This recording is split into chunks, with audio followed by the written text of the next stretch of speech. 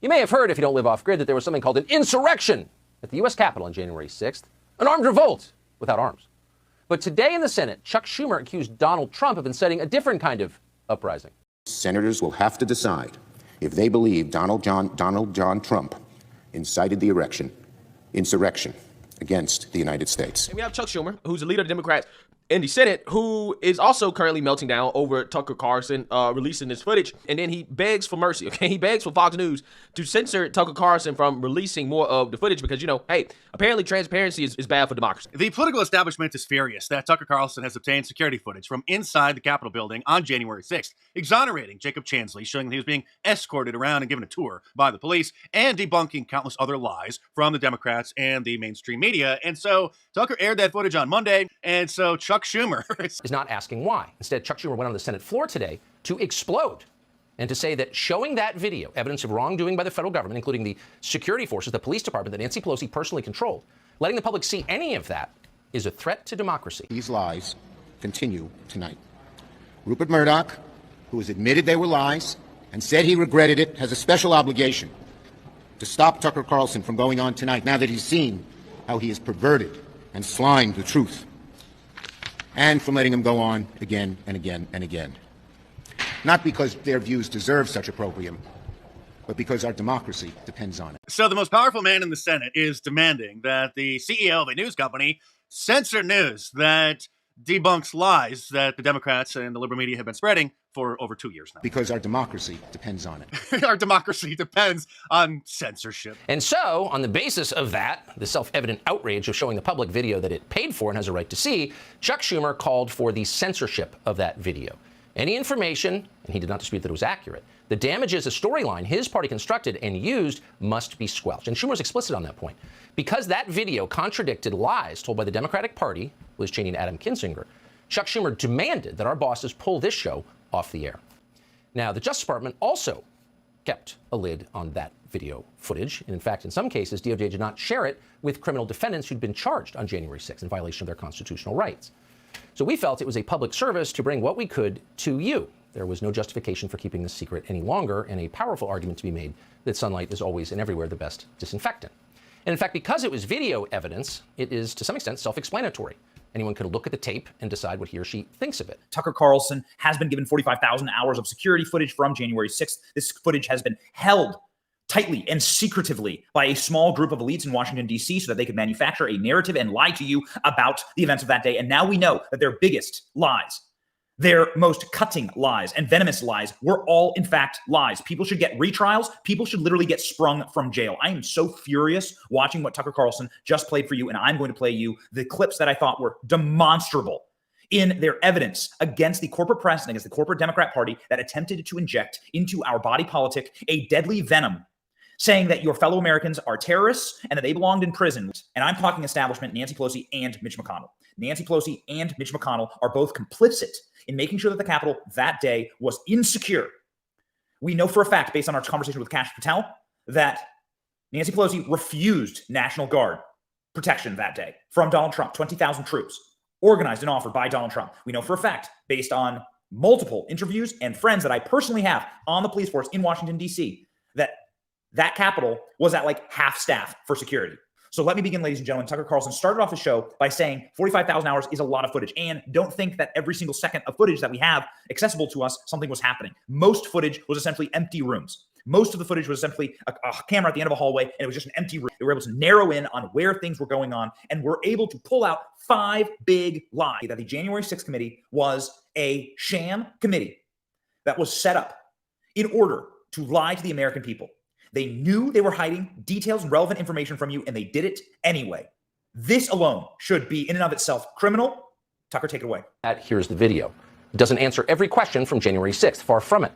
But it does prove beyond doubt that Democrats in Congress, assisted by Adam Kinzinger and Liz Cheney, lied about what happened that day. They are liars. That is conclusive. And that fact should prevent them from ever being taken seriously again. We're going to begin tonight with footage that shows you what was actually happening inside the Capitol. The footage does not show an insurrection or a riot in progress. Instead, it shows police escorting protesters through the building, including the now infamous QANON shaman. To absolutely nobody's surprise, it looks like every single one of these rat-faced criminals of the January 6th committee We're lying. Shocker. I know. But now we've got the receipts, and the proof is in the videotape over here where they're telling you, oh my god, this is the QAnon shaman totally for serials raped AOC and killed Nancy Pelosi with a ball penis hammer. Or, sorry, that was her husband, allegedly. Who knows? And then he walked the halls, he stalked the halls looking for Mike 30 Pence to, of course, murderalize him, right? Right, Nancy Pelosi, right, Liz Cheney, right, Adam Kreisler, right? Oh, wait, no. The dude was literally chaperoned the entire Capitol. I mean, he had a police escort. How are you going to tell me that this is a violent insurrection when the cops are trying to open doors for the guy, by the way? This conspiracy theorist dressed in outlandish costume who led the violent insurrection to overthrow American democracy. For these crimes, Chansley was sentenced to nearly 4 years in prison, far more time than many violent criminals now receive. What did Jacob Chansley do to receive this punishment? To this day, there is dispute over how Chansley got into the Capitol building. But according to our review of the internal surveillance video, it is very clear what happened once he got inside. Virtually every moment of his time inside the Capitol was caught on tape. The tapes show that Capitol Police never stopped Jacob Chansley. They helped him. They acted as his tour guides. Here's video of Chansley in the Senate chamber. Capitol Police officers take him to multiple entrances and even try to open locked doors for him. We counted at least 9 officers who were within touching distance of unarmed Jacob Chansley. Not one of them even tried to slow him down. Chansley understood that Capitol Police were his allies. Video shows him giving thanks for them in a prayer on the floor of the Senate. Watch. Thank you, Heavenly Father, for giving the inspiration needed to these police officers to allow us in this building. Contrast the reality of what Jacob Chansley did in the Capitol building on January 6th. It's crazy. The left wing is telling you that this dude masterminded a political assassination of AOC and Ilhan Omar and Mike Pence. And that's clearly what's not happening over here. This guy is facing 4 years in prison. As Tucker demonstrates here, proven once and for all with video evidence of a healthy, helmeted, fully protected Brian Sicknick walking through the Capitol after he was supposed to have been killed. Politician, but in unison by all of them, almost like it was coordinated. A deadly insurrection. That's how history may record January 6th. But the tape that we reviewed from within the building on that day proves it was neither an insurrection nor deadly. Here it is. January 6th, when an estimated 2,000 rioters breached the Capitol building, causing the deaths of 5 police officers. Certain dates echo throughout history. December 7th, 1941.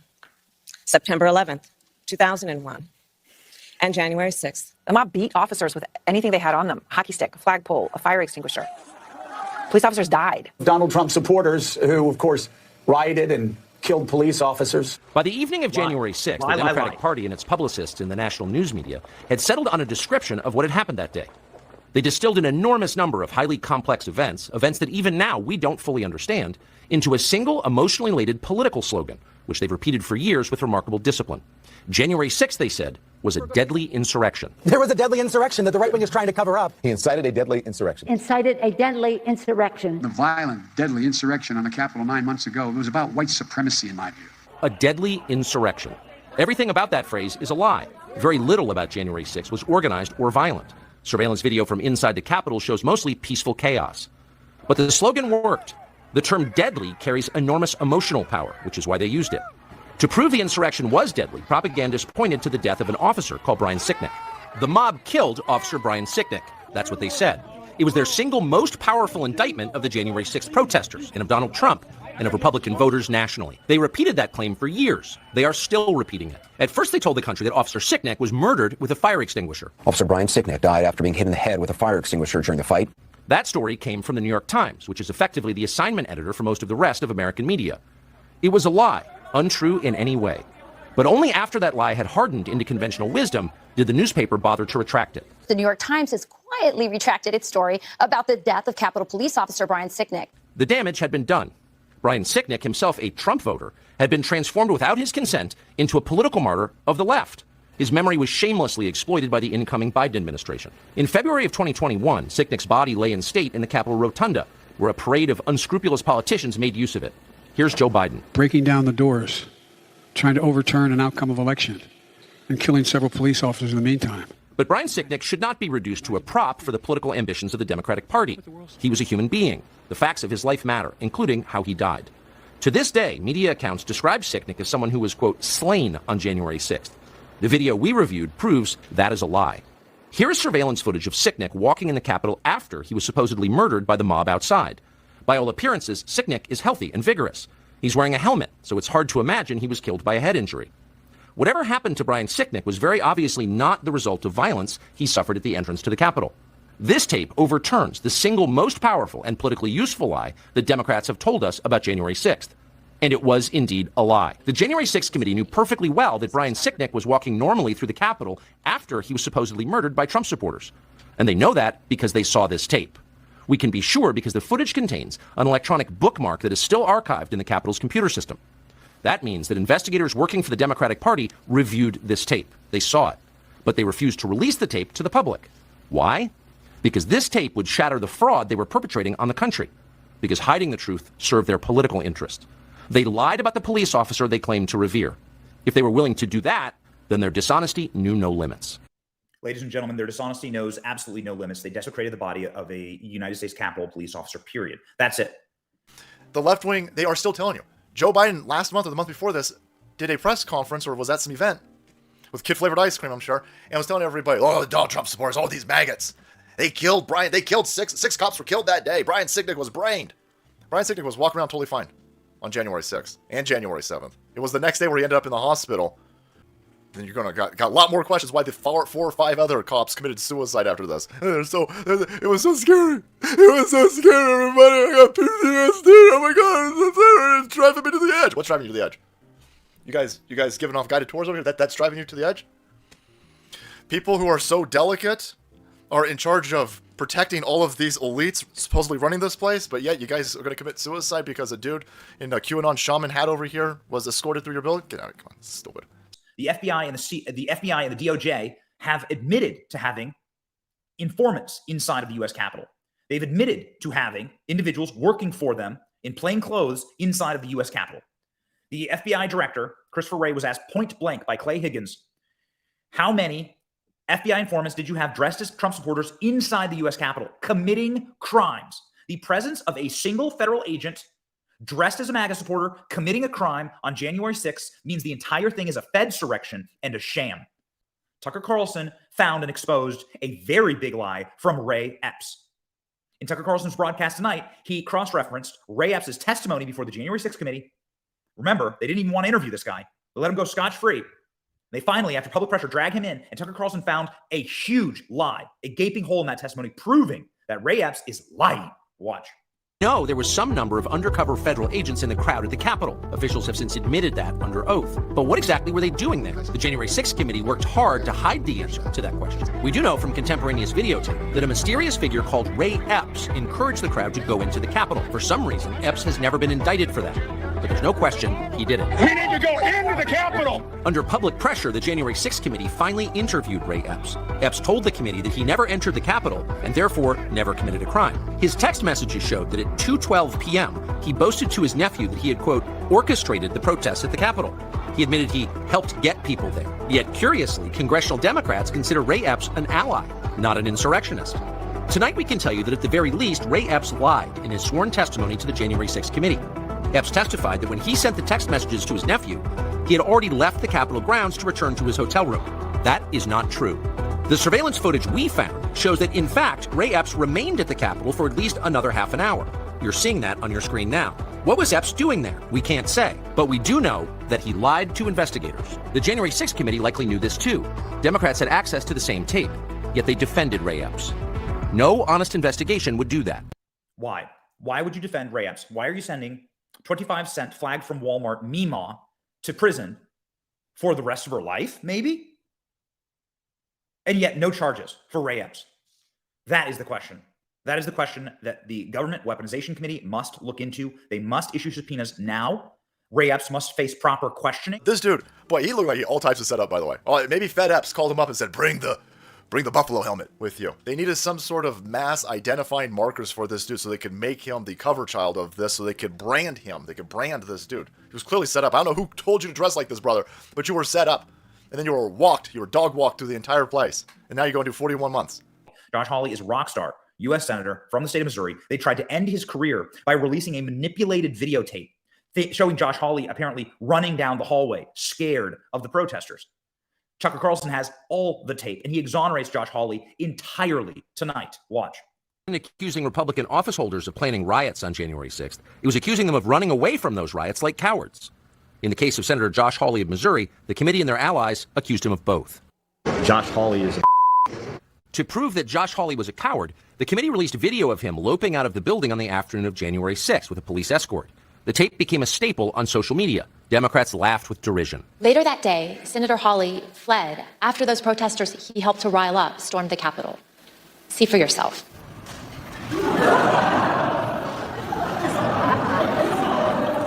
But in fact, the surveillance footage we reviewed shows that famous clip was a sham, edited deceptively by the January 6th committee.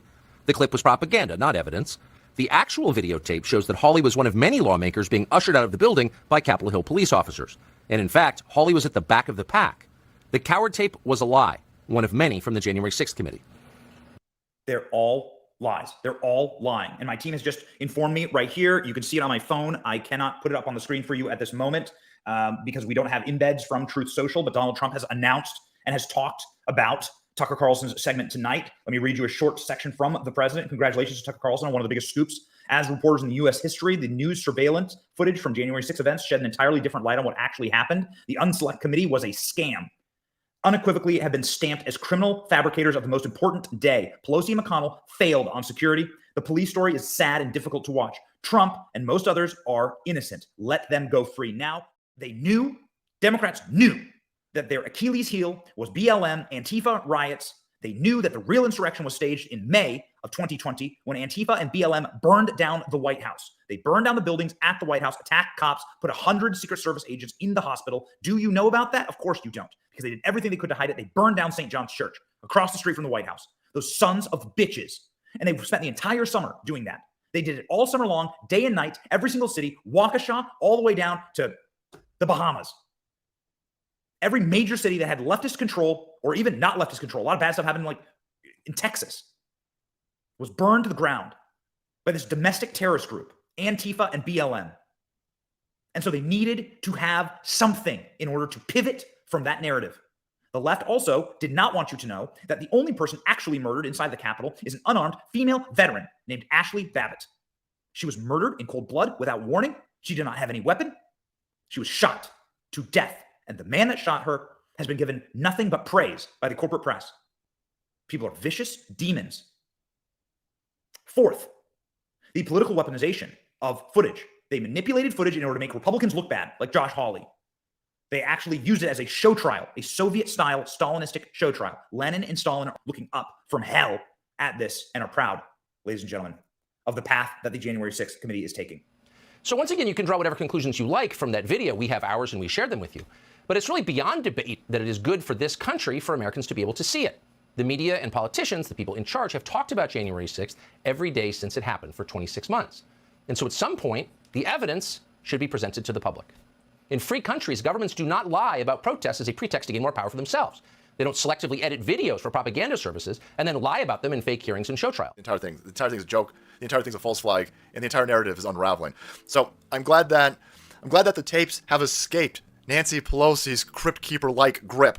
Glad that somebody got them. So Tucker Carlson's got them now. Now the rest of us need it. All right. Thomas Massey's 100% correct. We need a bunch of other Republicans getting on board and saying this entire thing needs to be dumped out, and then the hunted need to become the hunters. And we need to go through this footage, and we need to go through it and find all the federales, right? We gotta go find all the FedEps. We gotta go find all of the FBI agents masquerading around as Trump supporters who helped proliferate this false flag and this narrative that's rapidly unraveling. It shows you exactly where these parties stand in regards to actual democracy and justice and transparency, which apparently is a bad thing. Okay, according to Corinne Jean-Pierre, transparency is the worst attack on our democracy since the Civil War. Last night, Tucker Carlson cherry-picked video surveillance from the January 6th insurrection, severely downplaying the events of that day. He said the mob was orderly and meek and that they were tourists instead of insurrectionists. What's your response to Carlson and to Speaker Kevin McCarthy, who granted him access to that video? Anybody who watched that video would strongly disagree. Anybody who watched that video with their own eyes in a real way and saw what happened on that day would disagree with what was just stated. What are you going to believe? Corinne Jean-Pierre, his chief propagandist, or your lying eyes? The president has been very clear. January 6th was the worst attack on our democracy since the Civil War, and we should be focused on making sure that never happens again. The worst attack since the Civil War. Even worse than 9/11, huh? And by the way, that wasn't a little oversight of 9/11. That's literally a Democrat talking point, that the January 6th, mostly peaceful protest, was worse than 9/11. Yeah, so you seen that, you heard that. Now, that is the Biden mouthpiece, chief propagandist for the White House, saying that, in response to Tucker Carlson releasing these January 6 tapes, that, hey, January 6 is the worst attack on our democracy since the Civil War. Okay, since the Civil War. Now, again, I was used to them saying 9/11. The Civil War is a new one, right? A couple of obvious observations. You don't often see the Senate Majority Leader openly call for censorship on the floor of the Senate, as if that was totally normal and didn't contradict the spirit and the letter of the First Amendment, but of course it does. But what's really happening here, what you're seeing is hysteria, the overstatement, the crazed hyperbole, the red-in-the-face anger. What is that? Well, it's not outrage. Of course, it's fear. It's panic. Those videos, which we did not retouch, which we brought to you after running everyone by the Capitol Police to make certain that we didn't imperil anybody, we told you that last night, those videos touch a nerve because they're a threat to the lies that Chuck Schumer has been telling for the last 26 months, and not just Chuck Schumer. We should also tell you that Chuck Schumer, the Senate Majority Leader, was joined in this outrage by the Senate Minority Leader, and that would be a Republican, Mitch McConnell. And they were joined by a cascade of other Republicans, Tom Tillis from North Carolina, Mitt Romney from Utah, all sharing the same outrage. And from this, we learn two things. One, you're getting close to what they really care about. And you have to ask yourself, why? Why is it so important that they would degrade themselves by telling such obvious lies and calling for censorship? Why? What are they trying to protect? That might be worth exploring, and we plan to. And the second thing that we learned from this is that they're on the same side. The Senate Majority Leader joins the Senate Minority Leader. Tom Tillis, Mitt Romney. They're all on the same side. So it's actually not about left and right. It's not about Republican and Democrat. Here you have people with shared interests. Christelle Baggs on The View have some thoughts. Last night, Tucker Carlson took a page from George Orwell's 1984 and told his viewers to reject the evidence of their eyes and ears. Actually, he showed the evidence that the Democrats have hidden from people's eyes and ears, which is Orwellian. Democrats and the liberal media who are upset. Mitch McConnell, the human turtle, is also upset that the truth is getting out. My concern is how it was depicted, which is a different issue. Clearly, Mr. Chansley did nothing wrong. The chief of the Capitol Police, in my view, correctly describes what most of us witnessed firsthand. Obviously, he didn't watch the security footage that Tucker Carlson aired On January 6th. So that's my reaction to it. It was a mistake, in my view, for Fox News to depict this in a way that's completely at variance with what our chief law enforcement official here at the Capitol thinks. What are you going to believe, the chief Capitol Police officer or your lying eyes? Replying to one of the clips that went viral on Twitter, Elon Musk said, besides misleading the public, they withheld evidence for political reasons that sent people to prison for far more serious crimes than they committed. This is deeply wrong, legally and morally. Here's MSNBC's Joy Reid with one of her wacky guests. And to me, though there was less loss of life on January 6th, January 6th was worse than 9/11 because it's continued to rip our country apart and give permission for people to pursue autocratic means. And so, actually, sir, it's the liberal media that is tearing the country apart. Your average American couldn't care less about January 6th. And if you mention the date, they wouldn't even know what you're talking about. Here's another MSNBC regular, Steve Schmidt, echoing the insanity. The 1/6 attack for the future of the country is a profoundly more dangerous event than the 9/11 attacks. Okay, that's enough out of you. But it's not just Democrats that are having a fit over this. You also have Republicans, okay, that are also throwing a fit over this. Is this a lie? I think it's bull. I was down there, and I saw maybe a few tourists, a few people who got caught up in things, but when you see police barricades breached, when you see police officers assaulted, all of that, or you had to be in close proximity to it, if you were just a tourist, you should have probably lined up at the visitor center and came in on an orderly basis. They kind of outed themselves. They sort of showed their membership cards in whatever club this is to the public. So keep a list. If you want to know who's actually aligned, despite the illusion of partisanship, we found out today. Transparency apparently is bad for democracy. Our democracy depends on the media not being transparent about what happened on January 6th. Don't release all the footage for the public to see and make a decision for themselves regarding what actually happened that day and their opinion on it. No, that's actually bad for democracy. We should allow our own cherry pick footage to dictate what actually happened that day, because they're accusing Tucker Carlson of cherry picking footage when the only reason he can do this is because the Democrats cherry pick footage, right? If you didn't cherry pick footage for the January 6th commission and you just showed everything, like, for example, the shaman being toured around the Capitol by police officers and Brian Sicknick, the police officer, also just kind of waltzing around the Capitol after the Democrats claimed that he was dead and he was murdered by Trump supporters. If you would have showed that from the get-go, if it wasn't so one-sided, then Tucker Carlson would have no reason or ability to do this, right? For all the complaints that the Democrats have, all the melting down, the cries about, oh, my democracy, it's really their own damn fault, right? Because if you had not made the January 6th commission a partisan witch hunt against Trump and Trump supporters, and you would have been actually nonpartisan from the beginning, Tucker Carlson could have done this, right? This would not be possible. But again, what you see here is Democrats, instead of coming out here and saying, hey, we support transparency because transparency is good for democracy, Chuck Schumer is actually calling for censorship. He's begging for mercy. Tucker, please don't release part 2. Fox News, please censor him because we don't like the truth. We don't like transparency. Our precious narrative against January 6th and Trump supporters and Trump is falling apart. Please, please, please, Tucker, don't release a part 2.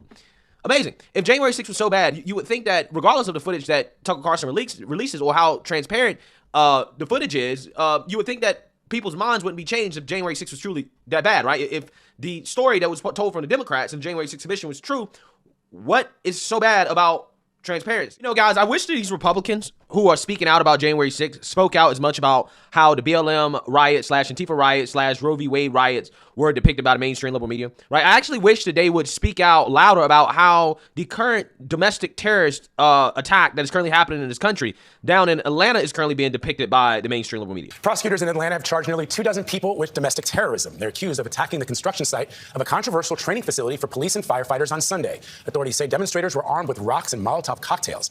It's the latest flare-up over the project that activists call Cop City. Skylar Henry reports from Georgia, where accused protesters are being held. Aerial footage shows the group of demonstrators, many wearing masks and holding shields, swarming the Atlanta Public Safety Training Center, hurling fireworks at police officers and lighting construction equipment on fire. This wasn't about a public safety training center. This was about anarchy, and this was about the attempt to destabilize. Police say 35 people were arrested in the incident, though 11 were released without charges, and 1 was hospitalized. Of the remaining 23 who face domestic terror charges, only 2 are from Georgia, and just 1 is from Atlanta. The current plan will heighten tensions and harm communities for decades. Community organizers appeared at Monday's Atlanta City Council meeting to voice their objections to the facilities. The council approved by a 10-4 vote in September 2021. We shall not be moved. A broad coalition opposes the project, ranging from environmentalists concerned about the potential destruction of Atlanta's South River forest to local civil rights leaders who say the project will further militarize police. It all goes together because none of our issues stand alone. Kiana Jones is a reverend in East Atlanta and was among the people to speak at Monday's City Council meeting. We are opening our mouths and crying with a loud voice to say that we don't want Cop City. Jones told us she was stunned by protesters' violence Sunday, especially in contrast to what she described as safe community-oriented events. We are not sparing Mayor Andre Dickens or this council for one moment. We are holding them accountable. Yeah, so I want y'all to understand, no mention of Antifa, right? No mention by name of who is committing these acts of violence, okay? Again, this is clearly Antifa. These are Antifa terrorists. You know, the idea? Antifa's an idea, not an organization. Oh, you got it. Not militia. Right. 30-some ideas were arrested, okay? You had ideas that were throwing rocks at police. You had ideas that set fire, that firebombed a police training facility. You have ideas committing acts of domestic terrorism. And you don't see many Republicans. These Republicans that are so outraged by the January 6th footage being released by Tucker Carlson, they're outraged by transparency. You don't see them nearly as outraged about what's going on here, right? Real domestic terrorism as they were about January 6th. Or Tucker Carlson releasing footage. Of course, the Democrats are not going to be outraged by it. I expect that for Democrats. But what I don't expect is for Republicans to turn a blind eye to an opportunity to point out the left-wing extremism in this country that is causing violence, right? Again, you have, left-wing lunatics like a lawyer from the Southern Poverty Law Center arrested and charged with domestic terrorism. Now, the Southern Poverty Law Center is also the same organization that claimed that designating Antifa as a domestic terrorist organization is dangerous. It threatens civil liberties, right? So again, labeling Antifa, who commits acts of domestic terrorism, as what they are, right? A domestic terrorist organization is dangerous and threatens civil liberties, according to the Southern Poverty Law Center. They wrote this article. Almost 3 years later, they have a lawyer that was arrested working on behalf of Antifa to commit acts of domestic terrorism. Absolutely amazing stuff. You could not have made this up, right? What a hell of a timeline we live in.